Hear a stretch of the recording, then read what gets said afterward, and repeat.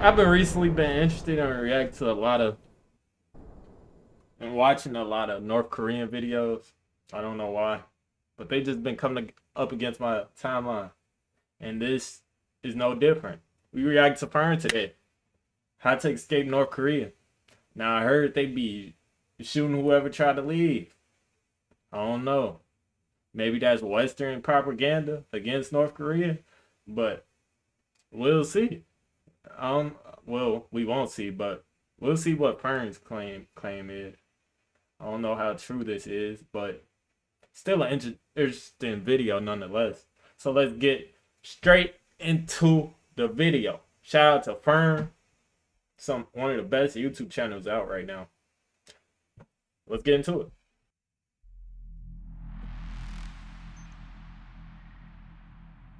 Min Young is 17. She lives in Hyesan, a small town in North Korea. It's located right at the Yalu River, the natural border to China.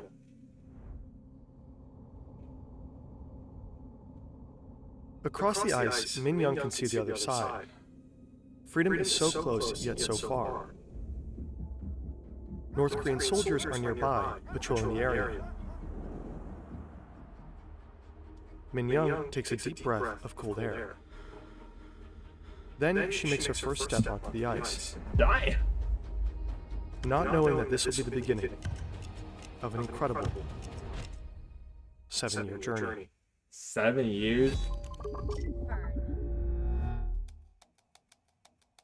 North Korea is notorious for the oppression of its people and its poor human rights record.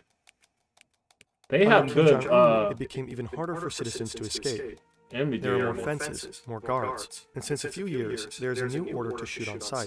Yeah. Yet, every year, hundreds of North Koreans risk their lives. That's the video I saw. There are more fences, more guards, and since a few years, there is a new order to shoot on sight. Yet, every year... Dude crashed his... They were shooting at him all the way to the border of South Korea. He eventually crashed into a ditch, got out, started running. They behind him shooting at him. They shot him a couple times, but he crazily made it over the border. But I know his family is getting tortured. But they say, I don't know that, but they saying his family is in one of them camps that they got getting tortured and stuff just because he escaped. Apparently this was a political guy, somebody involved with North Korean politics, and he escaped.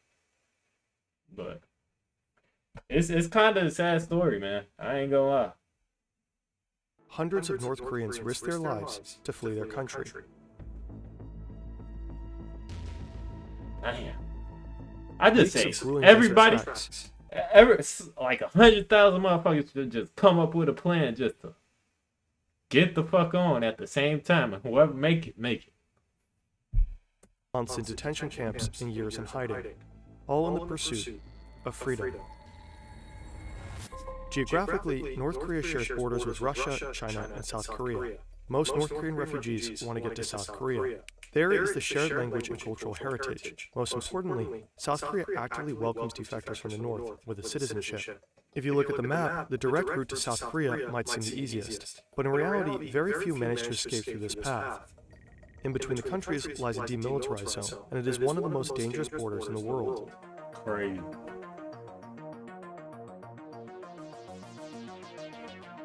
Oh Chung-sung is one of the ones who managed to get through. In 2017, he made a daring escape for the DMZ.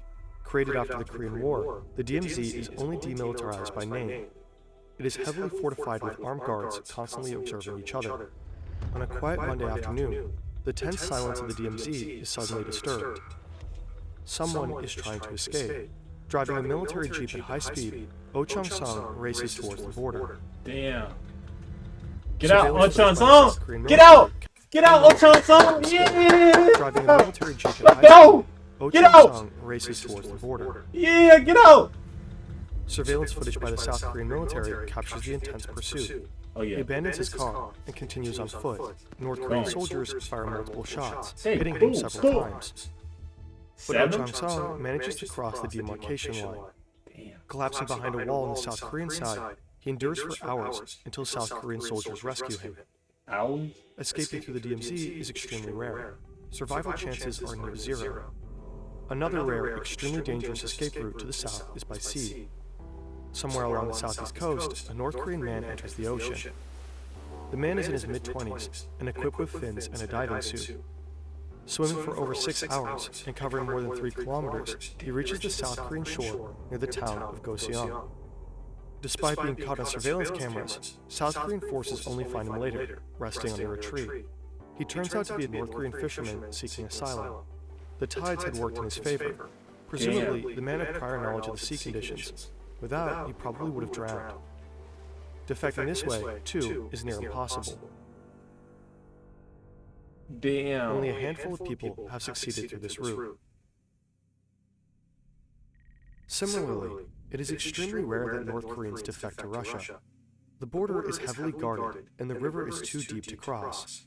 The few people publicly known for defecting to Russia are privileged or high-ranking citizens who manage to cross with the help of their connections. North Korean defectors is through China.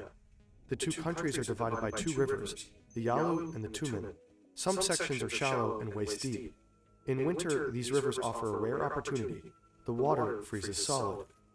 For those desperate enough, crossing over the ice might seem deceptively simple. Crossing is just the beginning. The real danger lies on the Chinese side, where defectors face constant threats of capture and repatriation. Min Young grew up in a modest home overlooking the Yalu River. From her backyard, she can see the hazy outline of Chinese villages. Her family is relatively privileged. They don't starve. Her father, a traveling salesman, frequently crosses into China for business, while her mother works for the government. In her free time, the mother makes extra cash by trading smuggled goods from China. This is a common practice for North Koreans that live near the border. The poor economic conditions increasingly drive them to find additional income. Life changes dramatically when Min Young is 14. It's the year 1994. One day, she returns from school to find her father missing. He has been arrested on his way back from China, accused of bribery and corruption. The family suspects he was tortured during his interrogation. Months later, he dies in a hospital. Min Young, her mother, and her little brother are left alone, devastated. Disillusioned, Min Young begins questioning the contradictions she saw around her at an early age. The suffering during the famine, the lies in state propaganda, and the harsh realities of survival. Damn. All build up to a pivotal point. At the age of 17, she makes the life-changing decision to leave North Korea. Go, come on. In 17? under a minute, she crosses to the Chinese side, her heart pounding. Shit, my shit would have been Her pounding plan too. is to visit relatives up north. She seeks a Chinese smuggler who lives by the river. He frequently trades goods with Min Young's mother, and she trusts him. He agrees to drive her into the sprawling city of Shenyang. For the first time, Min Young experiences a world vastly different from the one she had just left behind. Bright lights, bustling streets, and the abundance of food and goods leaves her overwhelmed. Weeks go by, and she turns 18 years old. She wants to return to North Korea, back to her family, but then she gets a sudden phone call from her mother. Rumors of her disappearance have spread across town. Whoa. People suspect she might have left the country. Coming back would be too dangerous now. Her family fears retaliation for letting Min Young escape. So Min Young's mother urges her to stay in China and live freely. Min Young remains in Shenyang. She begins working in a restaurant and learns Mandarin. She lives in constant fear of being caught and adopts several new names to evade detection. One day, 2 men enter the restaurant. They ask for her and flash their badges. It's the police. They take her away. It's over, she thinks. This is the end. At the station, they question her relentlessly and demand she complete a written Chinese test to prove her fluency. She does so, hands shaking, constantly at the verge of a panic attack. But she passes the test. It's a narrow escape. Had the officers doubted her, she would have been deported to North Korea without a doubt. Damn. She Everything passed that risked, little motherfucker though. every moment of her struggle, would have been for nothing. Later, she learns that someone she trusted with her secret reported her to the authorities. In 2002, she takes the train to Shanghai. It marks the beginning of a new chapter in her life. In the megacity, she meets a broker who provides her with a new identity. She spends her entire savings on this ID. With it, she secures a job as an interpreter at a South Korean tech company. As she builds her life in Shanghai, she saves money and falls in love with a South Korean man. Together, they hatch a plan for her to seek asylum in Seoul, South Korea. After years of hardship, Min Young boards a flight to South Korea. She's so close to freedom. But immigration officers doubt her story. She spends weeks in detention. She is being interrogated over and over again. Then finally, she's granted permanent residency.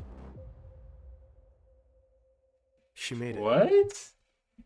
How'd she get Over residency? and over again. So close to freedom. But immigration officers doubt her story. She spends weeks in detention.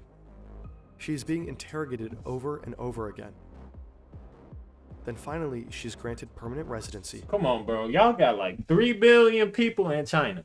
Y'all can't take one more from Korea? Y'all some assholes. I ain't gonna lie. China, y'all some assholes. Y'all got 3 billion motherfuckers over there. And y'all can't take one more? She made it. Shout out Min Young. Years later, Min Young uses her savings to arrange the escape of her mother and younger brother. Today, Min Young goes by the name of Hyunshio Lee.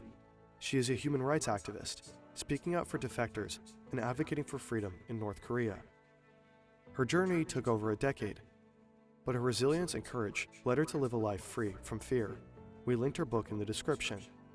Min Young's story is one of pain, loss, and perseverance, but ultimately, it is a testament to the unyielding spirit of those who refuse to live in chains.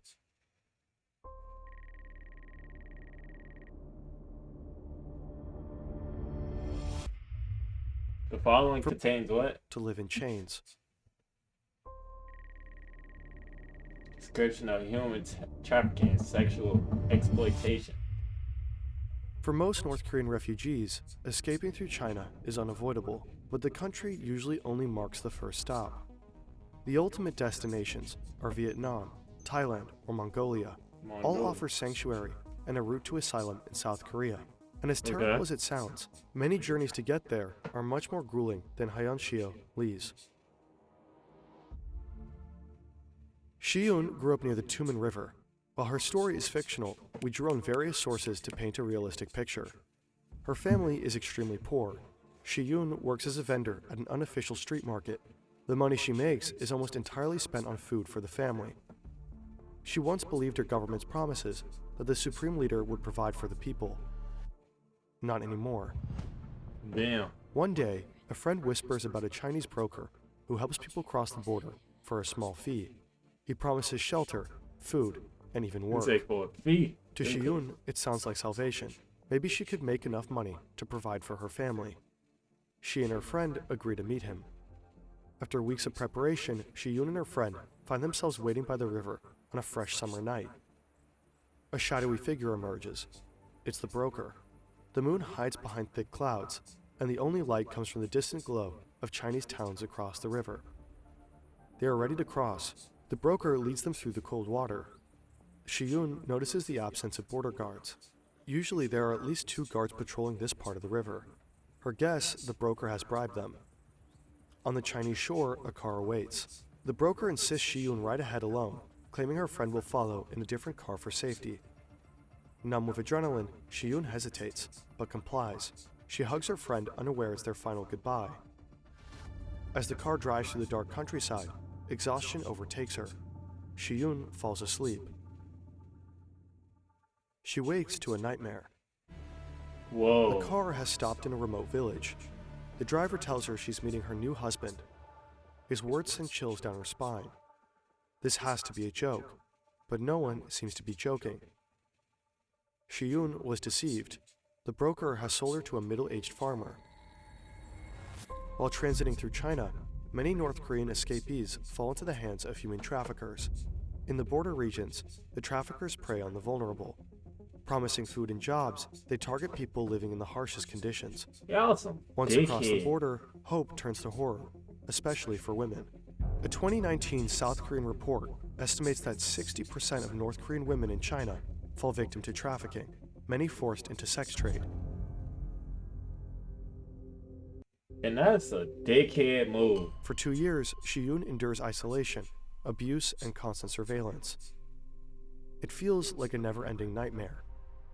She learns Mandarin in secret and scrapes together money by selling eggs, always planning her escape in the back of her head.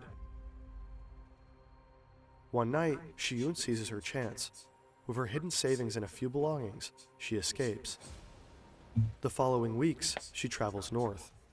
She has no plan, no direction, and no one to help her. After months on the run, she stumbles upon a network of defectors in the Koreatown of Beijing. They promise to help her reach Mongolia. She knows going back to North Korea would make her a traitor. This means torture and death for her and her family. She can't go back. This strange faraway place seems like the only chance at a free life, so she decides to go. The only thing standing in her way is the Gobi Desert. The size of Peru, it is extremely hostile to humans, freezing nights, scorching days, and no water. Shiyun joins a group of defectors and embarks on a grueling trek. Days blur into nights as they walk through sandstorms, share sips of water and little food. After days of walking with almost no rest, Shiyun's feet are bleeding. Only the thought of freedom keeps her moving. When they finally reach the Mongolian border, the group spots a few soldiers. A man from their group volunteers and approaches with a bribe. In case things go south, the others are still able to escape undetected. Right, around. Shiyun nervously watches as the man from her group talks to the soldiers. Luckily, they are Mongolian and quite supportive. They guide the group to a detention center. Shiyun spends months in a refugee camp before finally being granted passage to South Korea. Hey, She is one of the few hundred that make it every year. what happened to a friend though? One has to wonder how many more North Koreans would leave. If only they could.